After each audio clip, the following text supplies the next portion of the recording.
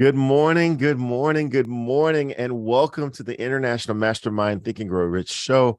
My name is Galen Bingham. I am the leadership strategist, and I am just so excited every time I get an opportunity to not only join you and share this time with you, but anytime I get an opportunity to talk about the book Think and Grow Rich. It's almost annoying how much I talk about the principles of this book.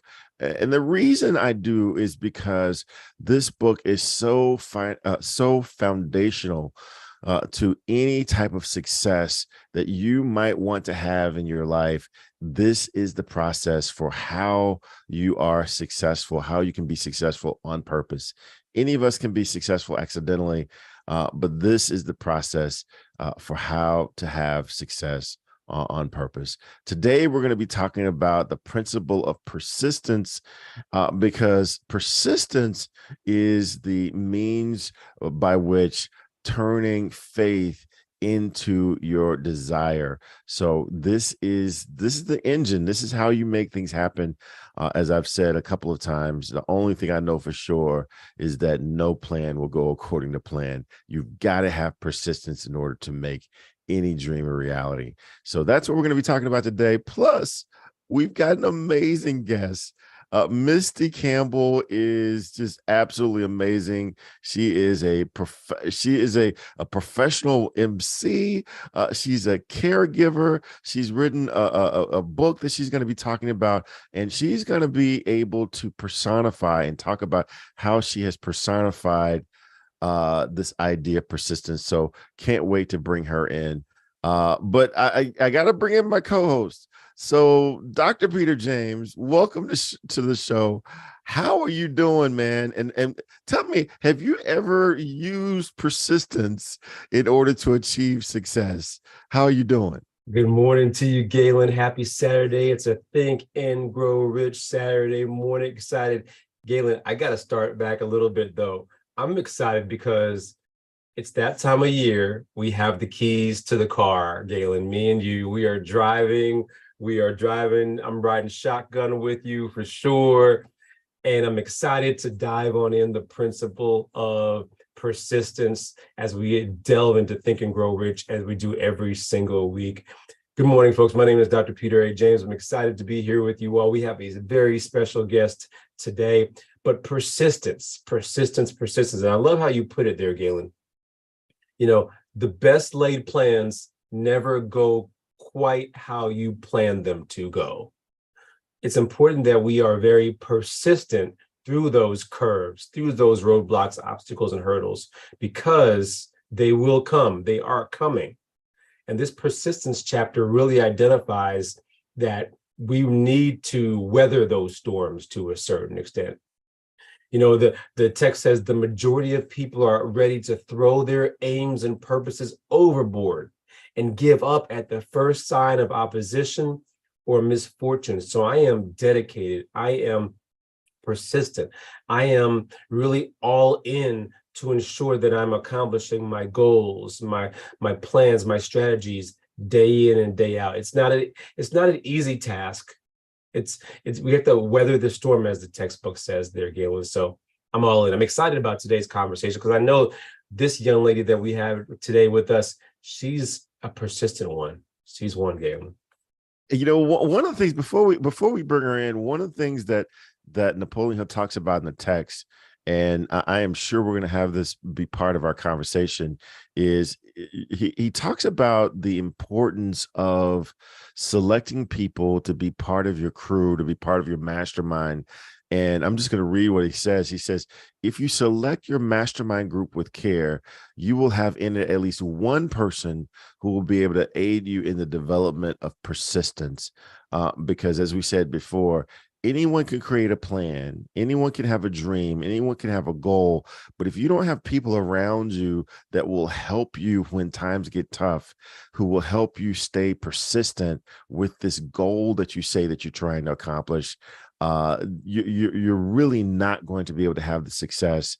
And I know masterminding is really, really important. This is the International Mastermind Association. Talk a little bit before we bring in our guests, talk a little bit about the importance of surrounding people who will be with you, be in the foxhole with you for those moments when you start to question whether or not your dream could actually become a reality. Yeah, we don't think about it enough. We oftentimes just operate day to day, encountering people as we encountering people. Galen, you and I are very, very intentional about surrounding ourselves with people who are on the right trajectory, who are on the right path. We go so far as to meet with each other and our third masterminder on a regular basis in order to challenge ourselves. I'd maybe identify some ways that our path is not as strong as it needs to be. Our plans and our strategies are not as strong as they need to be. But then how can we get that support? How can we get that insight? How can we get that lens on maybe some things that we did not think about, some things that we didn't consider in our plans, in our strategies? And yes, how can we get those individuals, as I mentioned earlier, to support us as we go through those rough patches and those rough periods? Because as the text says, it's easy to throw the towel in. It's easy to just quit. But those who weather this storm will see those results, will see the fruits on the other side. And it's important that you identify someone like that who is able to motivate, who is able to give you some candid feedback, but also help you with the best laid plans. Galen, thank you for being that individual for me. Oh, absolutely. And likewise. Again, let's bring our guest in for just a second. So let me tell you a little bit about Misty Campbell. And I'm gonna call her Miss All Purpose Campbell, because she's been an advocate for caregivers for over 20 years. She knows firsthand the struggle of caregiving as she has cared for her son, who had cerebral palsy. Misty has chosen to speak out on her experience with caregiving because she understands all too well that there are so many other parents and caregivers who need to hear and see that you can be happy while caregiving. Misty, Miss All Purpose, welcome to the show. How are you doing this morning? Good morning. Good morning, Peter and Galen. Thank you so much. I'm doing really good. Happy to be with you guys this Saturday morning as you guys are in the driver's seat. Yeah, well, I know Ann is checking in. She's watching from the other side of the world. She's in South Africa right now. But oh my gosh, this is such an important conversation, and we can't think of a better person to have this conversation with than you, because this idea of persistence, especially with your expertise, I am sure you've had to leverage persistence to go through some of the challenges and trials that you've been through. Share just a little bit about your background, about your journey, and what has led to you getting to where you are right now, even to the point where you're going to be sharing with us insights about the importance of and how to leverage persistence. So talk a little bit about your background and we can get into the conversation. Thank you so much, Galen. Before you jump into Think and Grow Rich and Masterminds, what you end up finding out is that you've used a little bit of those principles along the way. And then once you get into the masterminds and get around like-minded individuals, you realize like, oh, I've been using these principles. So from Chicago, south side of Chicago, always been a persistent person going after the things and dreams that I wanted to. When I was 20 years old, I had a son and my son ended up having cerebral palsy. So that threw me from parent to caregiver, which there are a lot of similarities, but still some differences. And so once I had my son, I realized that number one, he has cerebral palsy, but you see people with cerebral palsy, they have jobs, they have lives, they get married. And so when he initially got the diagnosis, I was like, okay, we'll just get him some therapies and do all the things you're supposed to do this so that he could thrive. And so persistence was like the basis of where I knew I was headed. And so, but having to work in the medical field or having to work with educators and providers, I realized that persistence was going to be key because there may be some services that you're going after or that you may need, and it can be a slow process. But when you have persistence, you go the mile, right? So it may start off a little slow, but you don't give up. I consider persistence, like I call it hump day Wednesday, because persistence is the hump. So you have desire, you have faith, but persistence is the one thing that's going to keep you moving along. So having a son with cerebral palsy, persistence was just key because he needed so many services and I had to work with so many individuals. And so I just realized in order to get the things that he needed, I was going to have to keep chumping along at whatever it is. And then I found out that, oh, okay, that was persistence. Well, I love the way you talked about how, when you live your life and you're pursuing a goal and you are having some success, you realize that these principles of Think and Grow Rich are just part of nature. They're just part of how you get things done. This is how you succeed. So I want to bring Dr. Peter. I want to bring you back in and talk a little bit about this video that describes all the 13 principles, because persistence is important by itself. But oh my gosh, when you compare it with all these other principles, it really does become the engine for making these principles a reality. It's tough there, Galen. I want to make sure that we do acknowledge our queen, who usually is here with us, Anne McNeil. She is on the other side of the world in Africa, as you mentioned earlier. Safe travels to her and her entourage for sure. And then I want to acknowledge our folks who are watching with us, right now this morning. Of course, we have our usuals, Charles and Donnelly, who are joining us here on the Zoom webinar. We also have Doretha, Shannon. Thank you so much for being there. And Anne McNeil is chiming in on the chat on YouTube Live. Thank you all for being with us this morning. Please let us know what persistence looks like in your life. And you're absolutely right there, Galen. We are continuing to traverse this book, Think and Grow Rich. Right now, this persistence chapter, which is about halfway through the book right now, for sure. And it really details some skills. I was just looking at some of it. I love this one right here, Galen, before I go into the video. Poverty consciousness will voluntarily seize the mind, which is not occupied with money consciousness. Hope everyone heard that. I might have to say that one again. Poverty consciousness will voluntarily seize the mind, which is not occupied with money consciousness. That's just a little bit of a tidbit from this chapter, but this book is filled with these types of phrases, these types of insights that are going to help us build into a more rich mindset, and not just rich financially, just rich life overall. Sometimes I think I do a great job of explaining it. I think this video does a little bit better job there, Galen. So let's go ahead and give it a listen.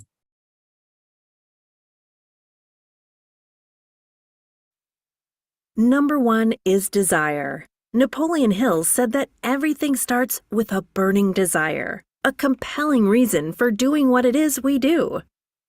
Step 2 is faith, having belief in our ability to attain that which we desire. Step 3 is what we call autosuggestion. Autosuggestion simply means being very intentional about the things that we are pouring into our thoughts, into our brains, and into our consciousness. Our brains, our minds will receive everything automatically, but we have to work extra hard to make sure that the positive things are what we are feeding ourselves, because those positive thoughts are going to turn into positive actions. Step number 4 is specialized knowledge. No one person knows everything, even about whatever their particular area of expertise might be. And the value of the Mastermind principle is using the specialized knowledge of other people. Step number 5 is imagination, the workshop of the mind. Everything starts with our imagination and our thoughts, the burning desire to transform those thoughts into our reality. In order to do that, we have to take a look at step 6, which is organized planning. That is how we crystallize our desire into action, organizing ourselves. Having the thought and not acting on the thought isn't going to get us anywhere. We have the thought, we go through the organized planning to transform that thought into action. Step number 7 is decision. What Napoleon Hill said is the mastery of procrastination. Napoleon Hill said that the antidote to procrastination is simply to make a decision and then move on that decision. Step 8 is persistence. We have to have a sustained effort which is induced by our faith in order to achieve our goals. One of Napoleon Hill's books I love, even the title, 3 Feet from Gold. Those people who became rich during the gold rush in the wild, wild west days didn't do that because they were necessarily smarter or had better information than anyone else. It's because they stayed just a little bit longer. Sometimes people left when they were just literally 3 feet from gold. So hanging in there, being persistent, is step number 8. Step number 9, the power of the mastermind, the driving force. None of us can accomplish anything on our own. Everybody, I don't care who you are, from the most prominent person to the person who might be considered the lowest on the totem pole, everybody has someone who helped them get to where they are. And the power of the mastermind is being able to use those influences around us, use the thoughts, use the knowledge, use the exploration of other people to help us in achieving our goal. Step number 10, the mystery of sex transmutation. This title can be a little confusing, but essentially what the mystery of sex transmutation means is that we oftentimes in our society think of sex as being purely physical. It is absolutely physical, but what Napoleon Hill teaches us is that sex also has an emotional element, and that sex is the strongest of our desires. That if we can take our sexual energy, transform that into positive, creative influences, it can propel us to new heights. And so we spend quite a bit of time talking about the mystery of step 10, which is sex transmutation. Step number 11 is the subconscious mind, which Napoleon Hill tells us is the connecting leap between our human mind and the infinite intelligence, the source of all thought, the source of all creativity. Conscious mind, we spent some time talking about how we use that through the influence of autosuggestion and what we're feeding into our mind. Step number 12, which is the brain, the broadcasting and receiving station of thought. Final step number 13, the sixth sense, the door to the temple of wisdom. This is the final step through which infinite intelligence may and will communicate voluntarily without any effort from or demands by the individual. The principle is the apex of the philosophy. It can be assimilated, understood, and applied only by first mastering the other 12 principles. Good stuff there, folks. Those are the 13 principles.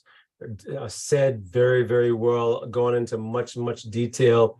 I'd love to bring Misty back out and have conversations around what persistence looks like or has looked like in her life. I know for me personally, persistence has manifested itself in various areas, whether it's education, whether it's business, whether it's even some personal or financial challenges for that matter. We all have examples of how we've had to be persistent, how we've had to dive in a little bit deeper, sometimes a little bit painful, but at the same time, something that we had to do and reflect on. Now I wonder how we can continue to be intentional about it moving forward. Misty, though, I want to, for our benefit of our audience, what might persistence have looked like in your personal or professional life? Give us an example, some scenarios that have benefited you from being persistent, if you could. Absolutely, Peter. And I love that video that breaks down all the principles because you're like, oh, I love that one. Oh, I love that one too. Definitely, again, like I said, raising my son. And then so when my son was born, it was just kind of like, I knew that I was just going to have these trials and tribulations. I didn't know, to Peter's point, I didn't know how deep the trials and tribulations were going to be, but I'll give you an example. So My son needed he was fed by a tube that went into his stomach. It's called a G tube, or gastrointestinal tube.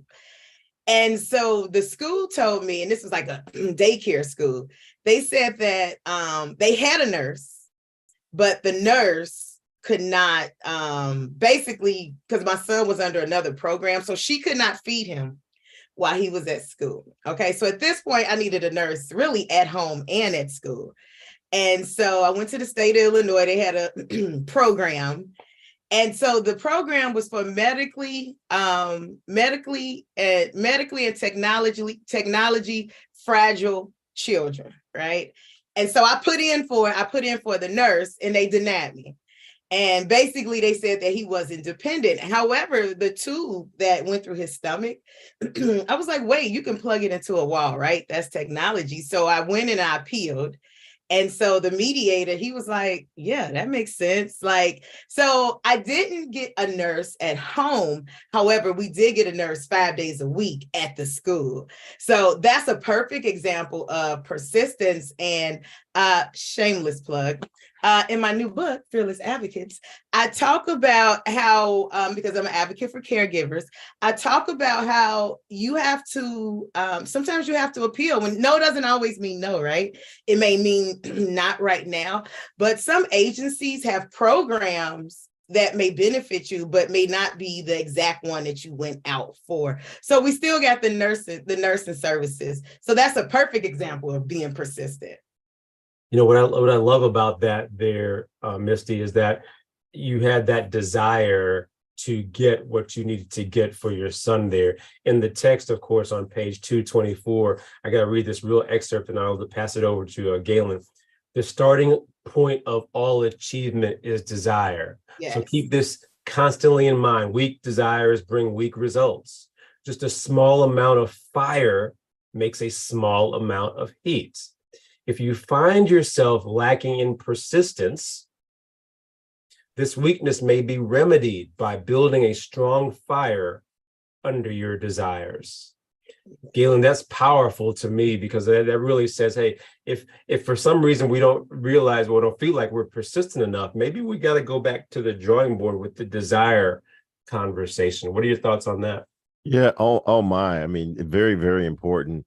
And I want to go back to something that we were talking about earlier, that in order to find the power that the text talked about, the text, as we said before, says that it's important to surround yourself with people who will reinforce, that will buttress those things that you're trying to achieve. And so, Misty, I'm curious. I mean, you've built an entire presence around supporting caregivers. When you were in that position, when there wasn't necessarily a book, there wasn't a Misty Campbell who had written a book about caregiving, how did you find people who would support and reinforce your desire to care for your son? It really came out of a need, number one, right? And then I found that you have to start with those closest to you, friends, family, because you're in need. You know, sometimes you're in need, but if the help doesn't come, you'll figure it out, right? Sometimes you're in need where you're like, no, I need help. And I started with those closest to me, my mother, my parents, friends. I just said, hey, can you help me? And sometimes when you have a person who has some handicaps or disabilities, people are scared to work with them or get like hands-on. And so I had to kind of figure out, okay, who was good at what? So somebody may say, hey, I am not doing any of that, but I'll go to the grocery store for you. Like, okay, somebody else may wash your clothes. So I just started with those closest to me because of the need. And slowly but surely, you know, people would help me. And then again, I always apply for different resources that were available. But starting with those closest to you, because caregiving is so sensitive, it's so personal, you have to be so vulnerable. And so start with those closest to you and make sure you pinpoint what your needs are so that you can communicate that to those closest to you. Because I think people will find out that people will help you if you ask. Got it. I'm going to, as Peter did on the other side of the video, I want to acknowledge the folks that are in the audience, that are in studio audience. Definitely get your questions ready, because Misty is someone who has lived these principles. It's one thing to understand these principles academically and intellectually. It's another thing to have lived them. So she is the perfect person to ask questions about how these principles come together and how do you apply them to life.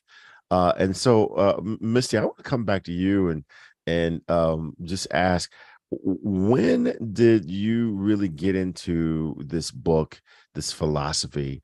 When did this philosophy become more than just something that's interesting? I think many of us have heard about this book at some point, and we understood that it was important. We may have read it casually, but there's a point where this becomes an important part of how we try to navigate life. So when did that happen for you? Yeah, thank you, Galen. I had heard of Think and Grow Rich, over life, right? But it wasn't until I joined the National Speakers Association, which led me to the Black National Speakers Association, where I was introduced to this idea of masterminding off of Think and Grow Rich.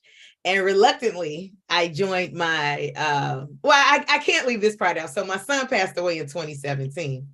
And I was telling my spiritual mother, I'm like, man, I want to speak more. She's like, well, you need to get in a professional organization.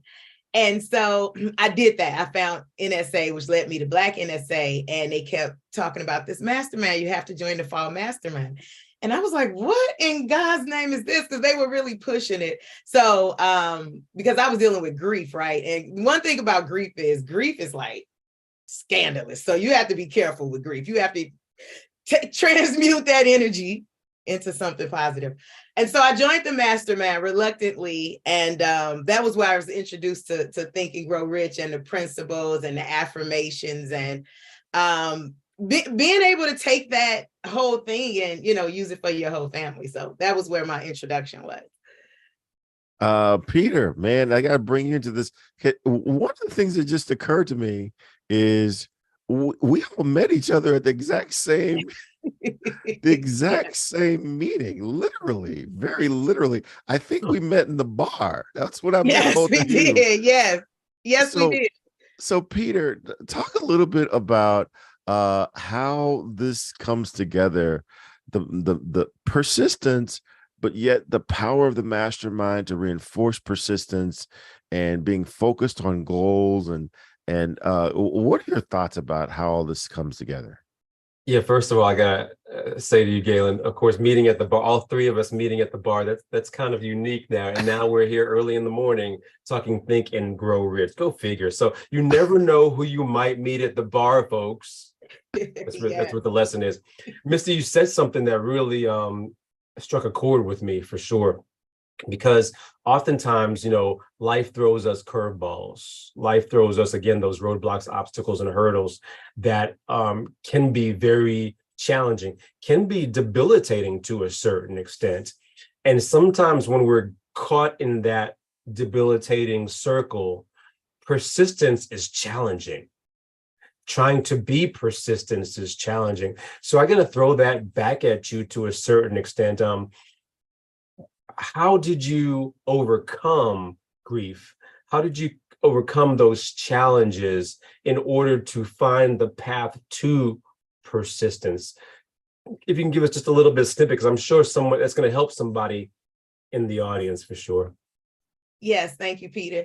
So my very favorite line in Think and Grow Rich in the persistence chapter, which I put in my book, there is no substitute for persistence. There is no substitute for persistence, which means you can go from A to Z, but persistence is the one thing that you can't replace. And persistence is effort, right? So now you can understand when you say, oh, let me get an E for effort. Like, yeah, I want the E for effort because I tried. And so with grief, Peter, I think it was just, and I'm a very spiritual, godly woman, just staying on that path. But even with the mastermind, because at that point I was 1 year in at grief when I came here, when I met you guys. And so grief is just, it has so many faces. And so I had just made a decision that I was going to just fight through it. And it's not fight is not really the word, because you don't get a choice, right? It's grief. But, get the resources that I needed and just, I'm physically like pushing myself over, but just a little by little, just steady pushing myself over and continuing to do the masterminds. I've done 11 masterminds now with the Black National Speakers Association. And we're going to talk about the annual meeting later. And so, with the other masterminds with Miss Ann McNeil, I just made, it was more of a decision because grief will try to have you feel that hole, right? Because grief leaves a hole. And so you're trying, listen, grief does not care what you put in that hole. It's like, yeah, give it to me. And you wake up one day and you're like, that is not satisfying. And so I just one day at a time, it sounds cliche, but one day at a time is how I got over it. Yeah. And those of you who are listening, those of you who are watching, we did not plug Misty to come talk to us about even that decision part, but the chapter previous to the one that we're in right now is the decision chapter of Think and Grow Rich. And what we just heard from Misty is that, she had to get to the point where she had to make a decision in order to be persistent, right? And is that somewhat accurate without putting words in your mouth there, Misty? Well, yes. And then, too, I have 2 other children. So again, grief does not care. When I found out grief didn't care, and I'm just like, oh, honestly, grief is going to win. I'm just telling you right now, do not fight grief. You have to take that energy, take that sadness, take that, and which is another reason I wrote the book, is because I could be helping other caregivers. And I started writing the book during the pandemic. And I also picked up crafting during the pandemic. So crafting actually was one of the things where, with crafting, you're like trying over and over and over. I was doing t-shirts and Christmas wreaths, and I still do. And so, but I needed a hobby, and it was the pandemic. So you need an in-house hobby. And so I started crafting. And so that helped with the grief too. And each year and they say each year is different. I think I'm 6 years in. My son just would have had a birthday, August 9th, a few days ago. And so I think just chipping away and finding something to do with that time. Yeah, love that. I love that you even acknowledged, and I'm sure your book does a good job of this, acknowledging the stages of grief, even when you're going through something like that, before you get on the other side to make that decision and make that persistent. Galen, looks like we have some questions that are coming in from the chat there for sure. And Misty, this resonates with all of us, because as human beings, we all go through different stages of life. We have to go through grief some point in our lives. Now, how can we better turn the corner in order to be persistent? Galen, I'll pull you back in because I know you got some burning questions as well. Yeah. Well, first, I want to raise the question coming from Donnelly Ferguson in the audience. He says, I've seen people lose their way when striving for a goal. Their persistence wavers. What 2 or 3 foundational steps would you give to them to stay the course? Absolutely. Number 1 is meditation, period. Because your mental state is so important, because you're going to go through life's trials and tribulations, right? There's no way around that. But number 1, meditation, because meditation will help you get grounded. Number 2, write it down, write your feelings down, write what's bothering you down. Those are 2 things right there that you can do every day. You don't have to do it for a long time, but you can do them every day so that you can stay grounded and stay centered. And the third one is you have to make things fun. Because I remember when we started the first mastermind and I was just not into it. And I reached out to Galen. I was like, oh, I'm in this mastermind, right? With all these great people. Let me see how great they are. So I reached out to Galen. I'm like, hey, I just don't, now I'm still in grief, right? I'm just like, hey, I don't have motivation to do this or do that. And he just broke it down. He said, you don't want to do the work. And I was like, I don't actually. And so once Galen, he called my bluff, right? Once he was like, you don't want to do the work.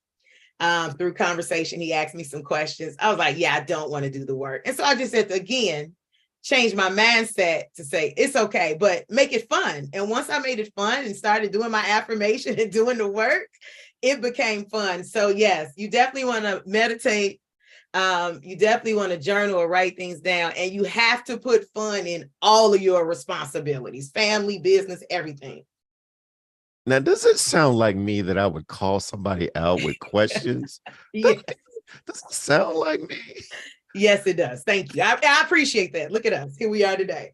Well, hey, that leads me to another question, because the text talks about this poverty mindset, and it says poverty is attracted to the ones whose mind is favorable to it, as money or success is attracted to the mind that is deliberately prepared to attract success. And so one of the things that you talked about when you're talking about grief, those times where I have been in grief, I've been looking for people who would reinforce, Galen, things are bad and things are terrible, and oh my gosh, why, they're reinforcing my grief. How are you able to find the strength and find the people who won't let you stay in that space of grief, that will give you the infrastructure and the foundation to reach for something different than that grief hole? Like you said earlier, grief wants more of itself. How do you find the people that will pull you out of that space? Yes, that's a great question. My uncle used to always say, the way things are in life are the way they are in death. So say you have a parent that dies. Well, the two siblings that always argue when that person was alive are going to be the same two siblings that's going to argue when that person dies. And so really the people in your life, they're just playing the parts that they've already played. And so you know who is going to help pull you out and who's going to help, who's going to reinforce the grief. And the thing about grief is, I call it a grief ticket. So I would use the grief ticket. This is maybe a few years after my son died, but I was like, oh, I'm feeling sad. Because the grief ticket gets you empathy, it gets you sympathy, it gets you all of that. And to your point in reinforcing grief, where people are like, well, just take time and, blah, blah, blah. And my spiritual godmother, she told me, she was like, you're going to have grief for life with your son.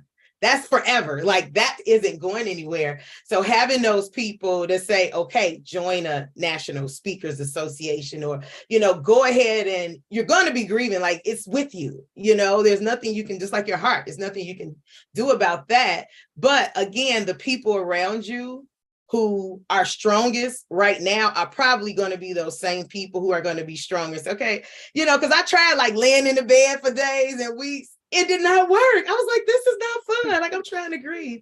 My version of what I thought was supposed to be grief, so you'll be able to pinpoint those closest who are going to say, okay, you got to get up now.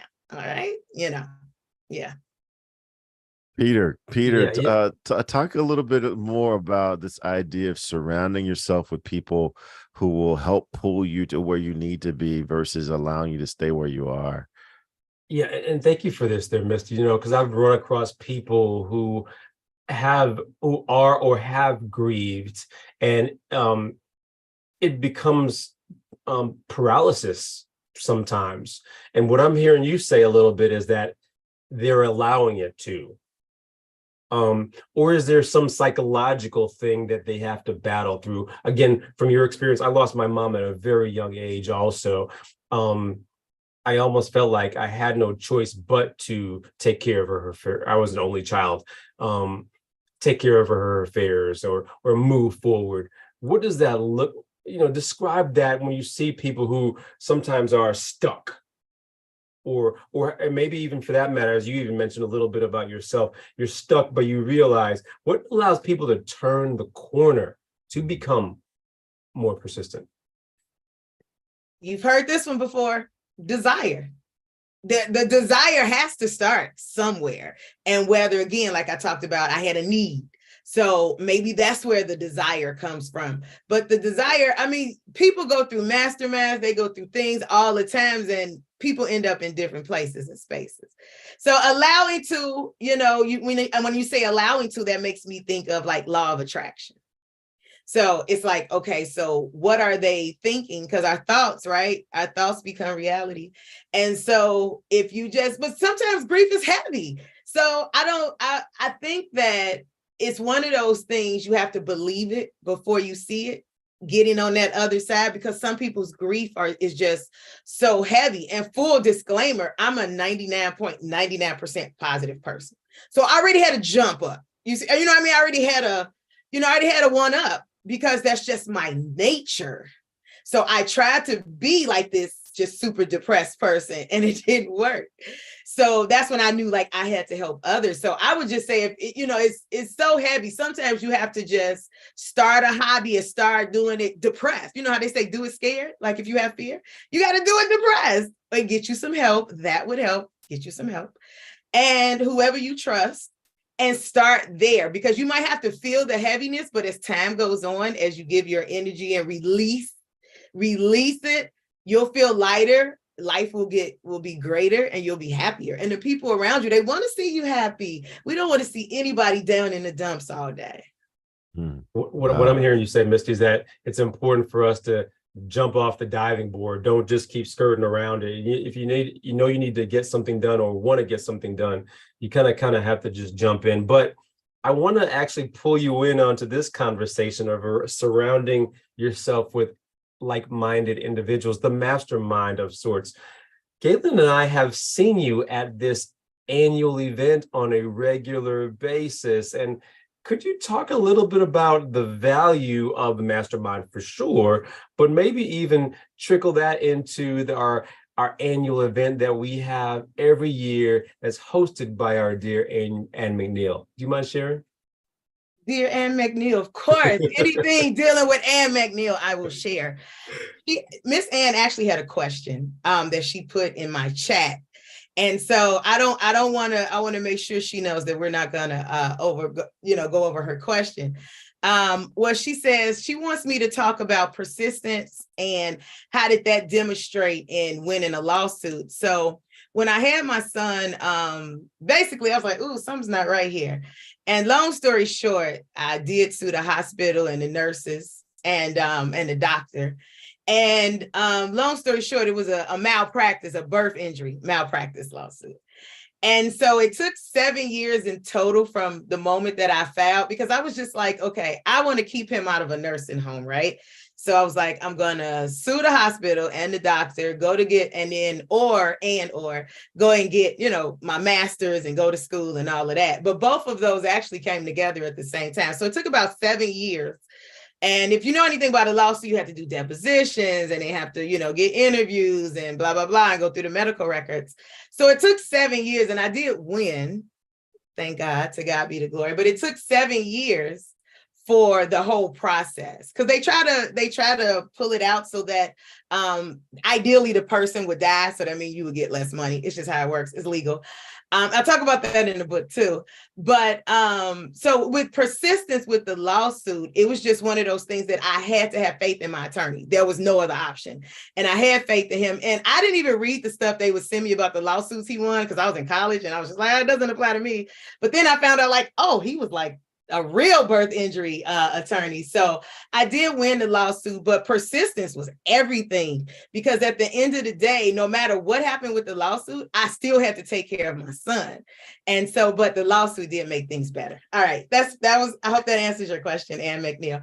So the annual meeting, every January in Boca Raton, Miss Ann hosts her International Masterminders Association meeting. It's going to be January 5th through the 6th, this upcoming January 2024. You can bring the family. And it's just really, it really gives you a couple of days to sit and fellowship and talk about your goals. And you have many masterminds like the whole day. And the kids have masterminds too, and they set goals and they have presentations. And so I've been going for a couple of years now, and I actually spoke on a panel this year there. So we're looking forward to seeing everybody. And so when you come to the annual meeting, we fill out a sheet, a letter to yourself, and it has 3 goals. My first goal was to publish my book. I have a home I'm selling, and the third calendar, and they send you this sheet halfway through the year. And so I got it in June, July.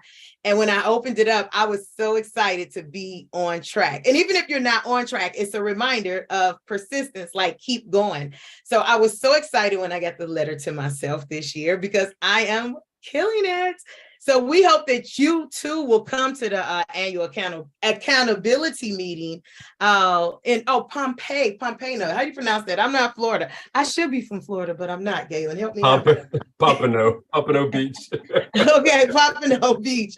But come down and bring the family. It's a beautiful time. Go ahead and register now. Late registration begins in September. So go ahead and get registered. You do on this annual event.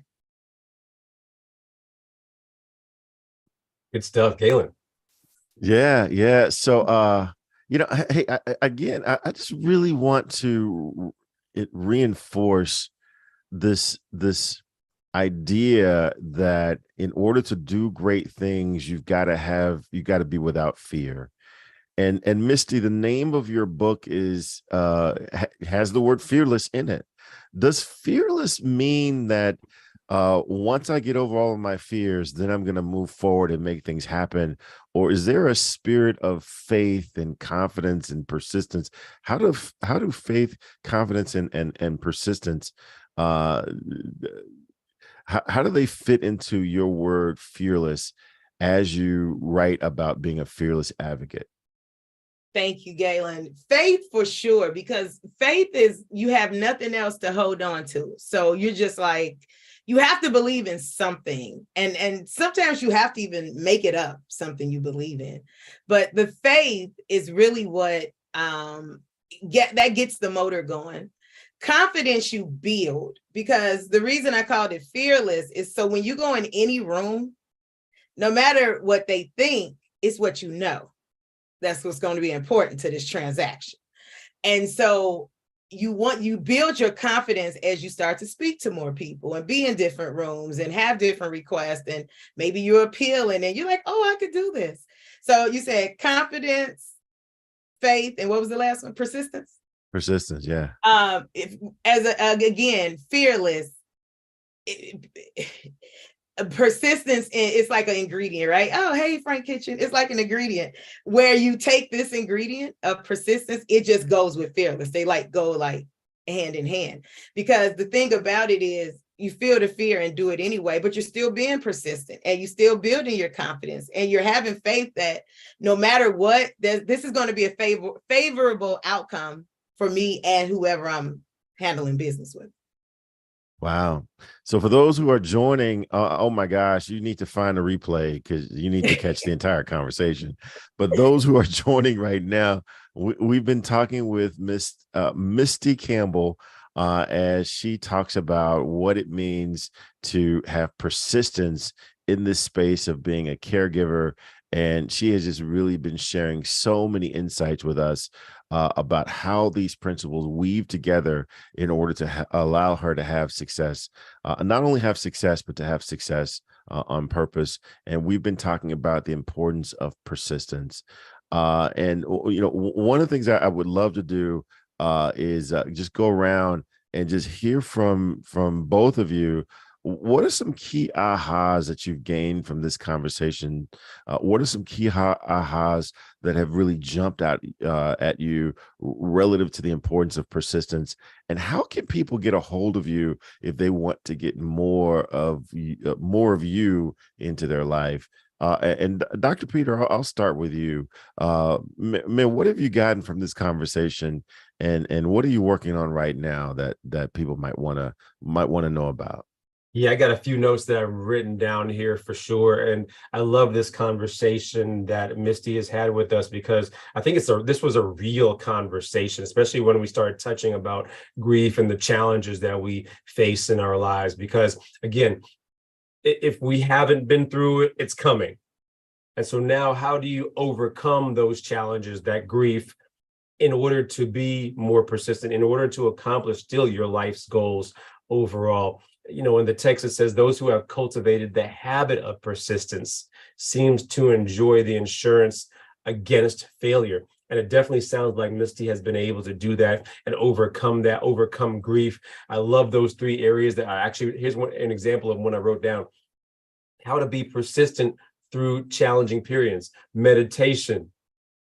Number 2, write them down. And number 3, make it fun. And I sometimes think that we don't even do that third thing that Misty mentioned there, to make it fun.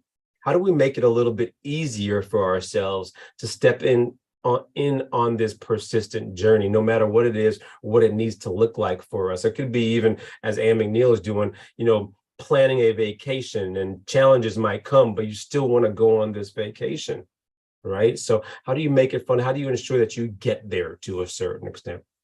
I'm loving this conversation. Misty, I don't want it to end. My name is Dr. Peter A. James. I am the high performance coach, helping you to shift your mindset. You can find me on any social media platform, specifically LinkedIn at Dr. Peter A. James. That's at DrPeterAJames, or at shiftyourmindset.com.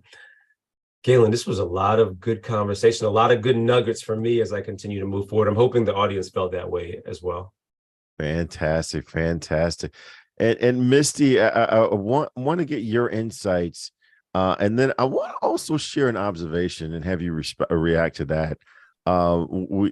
Listening to Peter and his summary of some of the key points that you made about making it fun. I don't know that I've ever experienced you without a smile on your face. I'm sure that you're not like this all the time. I know that you're 99.9% positive, but there's got to be some moments.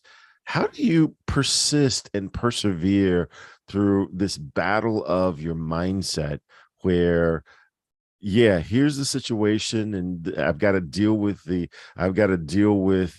reality of what's going on.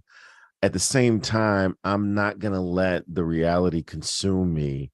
I'm going to fight for positivity. I'm going to fight for where my mind needs to be so that I can be successful. What are your thoughts about that?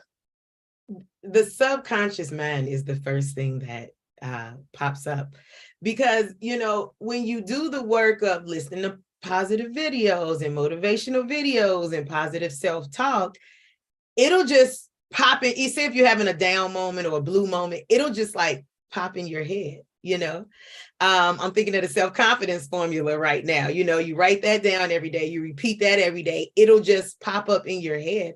So I think having like your whole toolkit of things that help you remain positive, because it's easy to go in a grocery store and if you allow it, somebody pisses you off for whatever reason. But it's like you have to, it's an all day thing of having positive thoughts, like intentionally having positive thoughts, intentionally listening to positive videos. So I believe that that's the start, so that as you go about your day, that you can have more positive moments than negative, whether you get a phone call or email or your kids or whatever.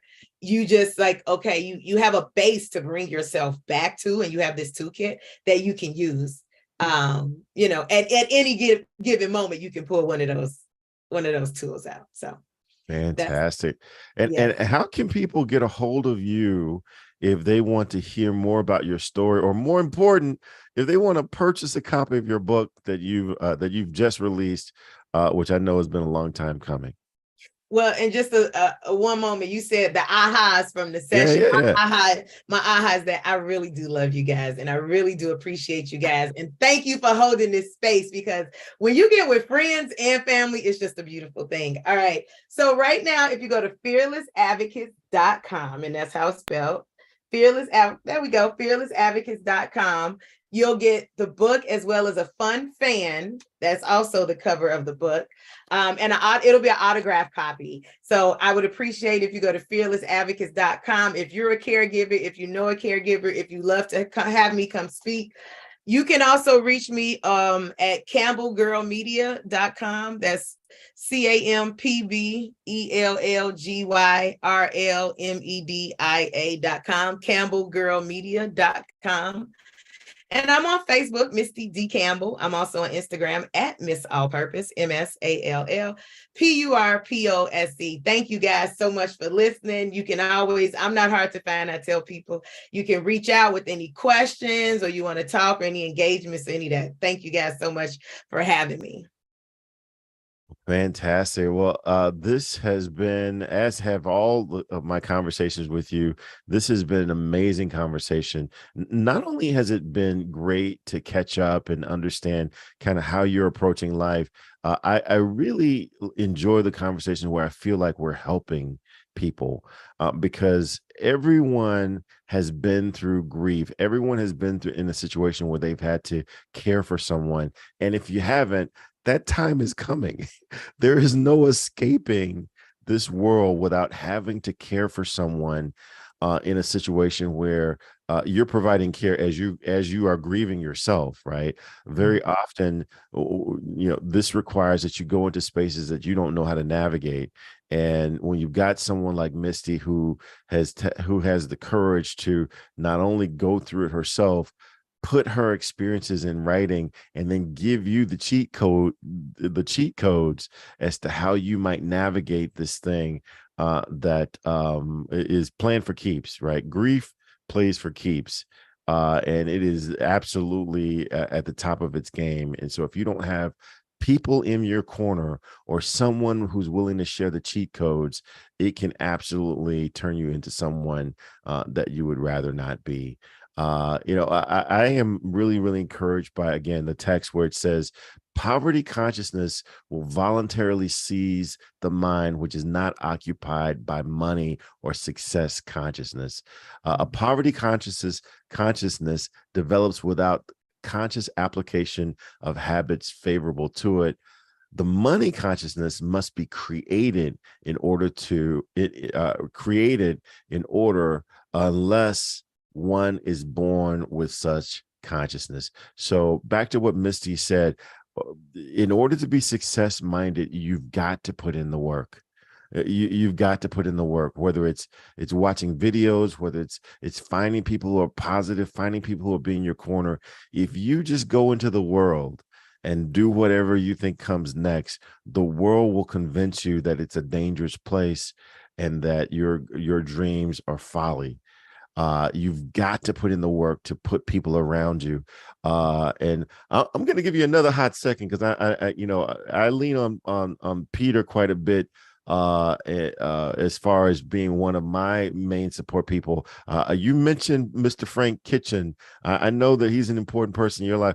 Talk a little bit about how important it is to have someone who encourages you and speaks into your life. Just one more time. Thank you so much, because I really wanted to. Frank Kitchen is my accountability partner. We've been accountability partners for 3 years now. We talk every week, once a week, where we set goals, and it's a place of vulnerability. And so we've been accountability partners for 3 years. We visit each other in Arizona and Chicago, and having somebody who has your back no matter what. And you can say, hey, I need help with this, with marketing, with this. We even kind of cross over with family goals. So having somebody that you can be accountable to and you can be vulnerable with each other, it is priceless. So thank you so much, Galen. Shout out to my accountability partner, Mr. Frank Kitchen. You go to frankkitchen.com. Thank you. All right.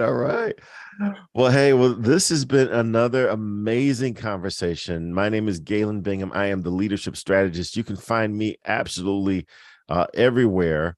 If you put in my name, if you put up a bat signal, I might show up, right? I might show up. But the most fun way to get a hold of me is by going to my podcast, which is called Whiskey, Jazz, and Leadership. We talk to leaders literally all over the world. We talk about the whiskey they drink, the music they listen to, and what they believe it really takes to be an effective leader. And if you go to season 1, you'll hear my conversation with my accountability partner, Dr. Peter A. James. There's another conversation coming. And if you go to season 3, you're going to hear my conversation with Misty All-Purpose Campbell. Oh my God, what an amazing conversation.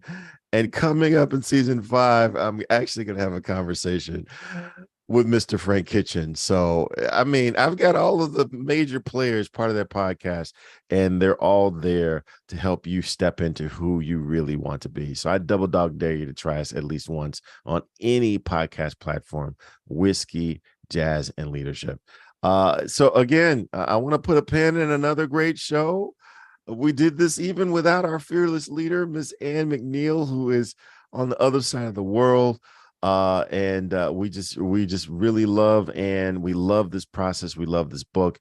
And if you, like me, get value out of this conversation, I'm going to challenge you to be with us next Saturday and every Saturday, 8 a.m. Eastern Standard Time. And also join us in the studio audience. It's a great way to ask your questions and have our guests speak directly to situations that you might be facing so that you can get from where you are to where you need to be. Until next time, we hope that you will think and grow rich. Take care.